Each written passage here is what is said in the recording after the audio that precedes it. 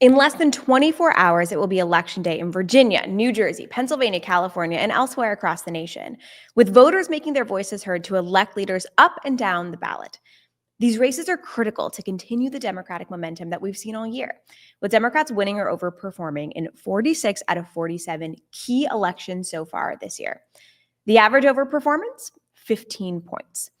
That's an even bigger margin than Donald Trump's first term in 2017, when voters rejected his failed agenda and turned out to vote in a blue wave that flipped 40 seats in Congress in the 2018 midterms. But while the numbers and the momentum are on our side, Democrats aren't taking anything or any race for granted. As DNC Chair Ken Martin says, we have to run like we're 20 points down, even when we're 20 points ahead. So we're leaving it all out on the field because the stakes couldn't be higher. But don't just take my word for it. Take it from someone who knows a thing or two about winning elections. And if we want a government that is responsive and honest and competent, that works for the many and not just the few, then we've got to get out there and vote for it. I'm Hannah Muldaven, Deputy Communications Director for the Democrats and your host for today. It's Monday, November 3rd, and this is the Democrats' Daily Blueprint.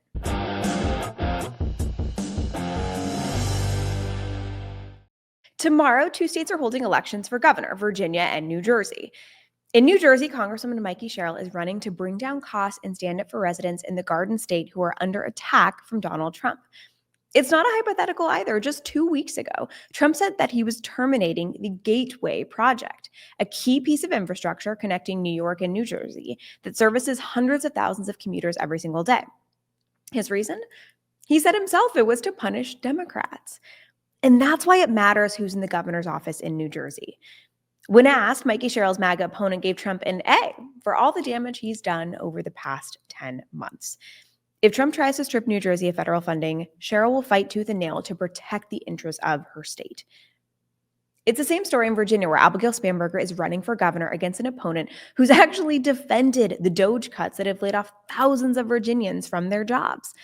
As governor, Spanberger has vowed to tackle affordability as her top priority. Her plans, and you can read all about them on her website, are focused on making sure that housing, childcare, electricity, and groceries aren't pricing families out of the American dream. As a former federal law enforcement officer and a national security official at the CIA, Spanberger has the experience to keep residents safe and fight for them amid the dysfunction of Donald Trump's administration. Her opponent, she on the other hand, won't stand with working families suffering during the Republican shutdown that is doubling healthcare costs and jeopardizing food assistance for hundreds of thousands of Commonwealth residents. The choice here is clear. Mikey Sherrill and Abigail Spanberger are the best choice to lead their respective communities, which is why DNC Chair Ken Martin has been crisscrossing both New Jersey and Virginia in support of their campaigns and Democrats up and down the ballot. New Jersey, when I say are you fired up, I want to hear you say you're ready to win. Are you fired up? Ready to win! Are you fired up? Ready to win! Are you fired up? Ready to win! Let's get this done, New Jersey! In addition to these two states, the DNC has been focused on retaining 3 state Supreme Court justices in Pennsylvania: Christine Donahue, Kevin Doherty, and David Wecht, who will all make a difference in the 2028 presidential election if the court is asked to rule on election-related changes. And in California, the DNC has been supporting Prop 50, the Election Rigging Response Act, which will allow California to redraw its maps in response to Republican gerrymandering in Texas.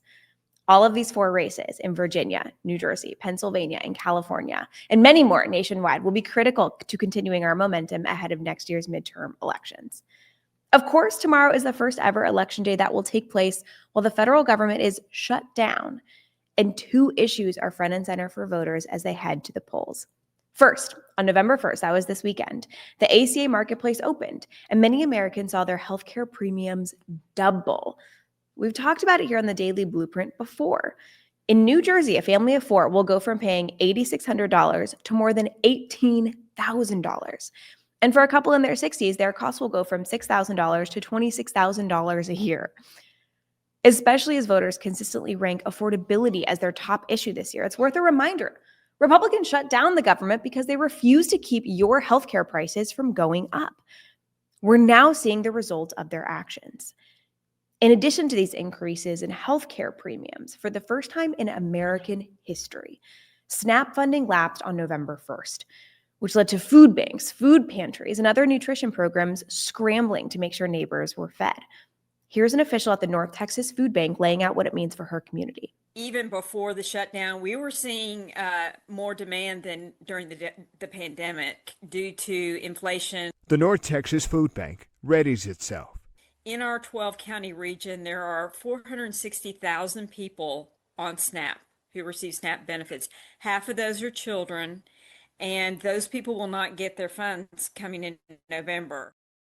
Republicans decided to shut down the government, and now those who are the most vulnerable in our communities, many of them children, will go hungry because Republicans refuse to work with Democrats. And instead of spending contingency funding to make sure SNAP benefits weren't interrupted, the Trump administration instead erased the section from their website. And here's the real kicker. On the same day that millions of Americans were set to lose their food assistance, Donald Trump threw a Great Gatsby-themed party at Mar-a-Lago. Even if Fitzgerald wrote this, it wouldn't be more on the nose. It's a pretty apt motto for the president: caviar and champagne for his rich donors, hungry bellies for kids and seniors on SNAP. So while Trump has his umpteenth let them eat cake moment, Democrats are fighting with the people. Year after year, Democrats have introduced legislation to expand SNAP funding, not cut it. Democrats want to extend enhanced ACA tax credits, not shut down the government. And Democrats want everyday Americans to get their fair share, not just the billionaires Trump is partying with. From Virginia to New Jersey and beyond, Democrats are running for office to put a check on this out-of-control administration. To make your voice heard and elect Democrats who will stand up for working families, go to iwillvote.com to check out your registration and make a plan to vote. And if you live somewhere that is having an election tomorrow, make sure that you bring your friends, your loved ones, anyone you know. Thanks for joining us today for this episode of the Daily Blueprint. We'll be here right with you tomorrow morning, Election Day at 10 a.m. Eastern on the DNC's YouTube page. Until then.